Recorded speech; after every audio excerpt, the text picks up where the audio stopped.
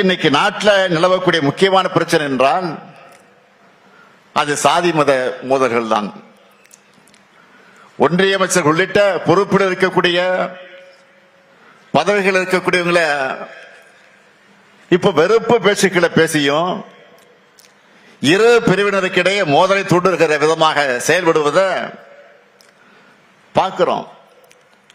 தனிப்பட்ட முறையிலான அவங்களுடைய கொள்கைகளுக்கு நம்ம இந்திய நாட்டை ஒருமைப்பாட்டை அமைதியை சீர்குலைக்கக்கூடிய நாசகார வேலையை அவங்க ஈடுபட்டு இருக்காங்க. நாட்டில் இஸ்லாமியர்கள், கிறிஸ்துவர்கள், ஆதி திராவிடர்கள், பிற்படுத்தப்பட்ட மக்கள்னு எல்லாரும் அச்சத்தில் வாழக்கூடிய ஒரு நிலைமை இன்றைக்கு ஏற்பட்டிருக்கு.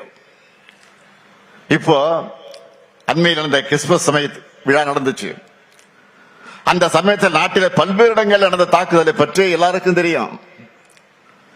சில ஆண்டுகளுக்கு முன்னாடி நம்ம நாட்டில் இந்த நிலைமை இருந்துச்சா?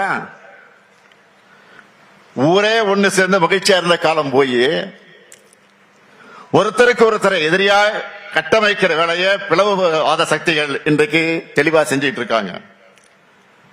அன்பு செய்ய சொல்லித்தர வேண்டிய ஆன்மீகத்தை சில கும்பல் வம்பு செய்வதற்காக பயன்படுத்துகிறாங்க.